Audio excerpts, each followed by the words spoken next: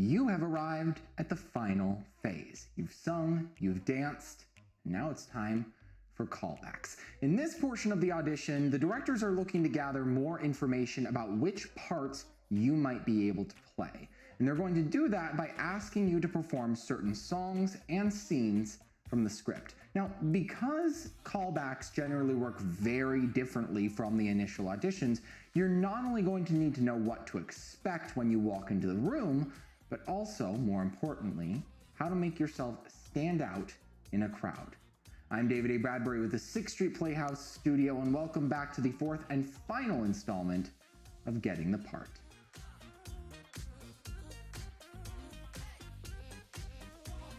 Before we talk about how to prepare for a callback situation, it is worth noting a crucial difference between a professional setting callback and a callback at the 6th Street Studio. In most open call scenarios, an actor auditioning is not guaranteed a callback. This is because there are sometimes hundreds of people who show up to audition for the same role, so giving all of them a callback simply wouldn't be feasible. However, here at the 6th Street Studio, we pride ourselves on casting everyone who registers for our productions, regardless of their prior level of experience. So in light of that commitment, it is our goal to provide every actor with the opportunity to participate as much as possible in both the audition and the callback experience. However, you should know this is not a guarantee that everybody will receive one of their preferred roles, nor is it a guarantee that everyone will get equal auditioning time during the callback process, nor is it even a guarantee that everyone will be called back for their role of choice. But above all, just remember that even if you are not called back for or do not ultimately receive the part that you wanted, you are still a valuable and necessary part of the show. There will be ample time for you to be on stage and to participate in the production as a whole. With that in mind, there are at least two potential callback situations that you are going to need to be prepared for. Callback situation number one is called a cold read. And it's called that because while actors typically receive a callback list prior to arriving, letting them know what parts they'll be asked to read and sing for, they do not receive any of those reading or singing materials to prepare ahead of time. In this case, directors then choose to judge an actor primarily by their instincts. And that means that we want to know what you can bring to a scene, maybe never even having read it before, and certainly never having read it in front of a living, breathing actor in the scene with you. Now, the other thing that we want to know that is important is, can you incorporate director's notes into your performance? So maybe on your first read of the scene, you tried some things, maybe some of them didn't work very well, and the directors ask you to try something different. Number one, can you do that? And number two, can you do it realistically? Now keep all of those principles in mind while we talk about the second type of audition scenario, which is called a warm read.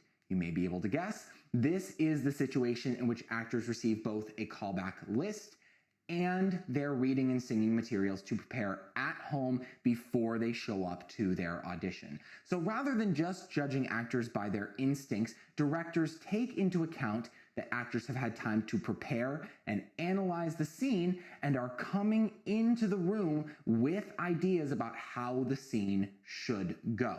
Now, regardless of any ideas that you might bring in and want to try, the same principles that apply to a cold read will apply to a warm read. Namely, we want actors who can think quickly on their feet, react to what the other actor is giving them, and take feedback from the directors. As long as you know that those facets are the same in both audition types, then you're already going to be a step ahead of your competition. And finally, here are some last-minute tips for callback success. Tip number one, be bold in your acting choices. Remember that every single person who is called back for the same parts as you is going to be reading the same scenes and doing the same songs as you are. So the only way to stand out from everybody else is to try things that nobody else is trying. In this case, it's important to go back to your play research, back to your character research that you did in the very earliest stages of audition preparation to inform how your character would react to this thing being said or react to this thing being done to them. How do they walk and talk? How is that different from how you walk and talk? All of these things, doing all of that work is going to set you apart from everybody else and make your performance unique. Tip number 2, use the space. I cannot stress this enough. You do not need to stand in the same place while you're reading your scene. Remember that normal humans move about the room, go about their daily tasks while they're having conversations. So if you can find a motivated reason to move your character throughout the space during your scene, it's going to make your performance look natural and dynamic. And finally, have fun. This might be the most important tip I give you throughout this entire video series, because directors don't just want someone who can read the scene well, they want someone who's going to have a good time on stage and who's easy to be around off stage. You should always be professional, and you should always be respectful of your fellow actors, your crew, and your director. That doesn't mean you shouldn't have a blast while doing all of that.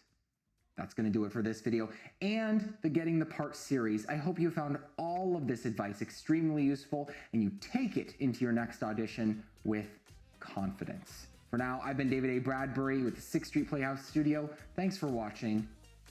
Break a leg.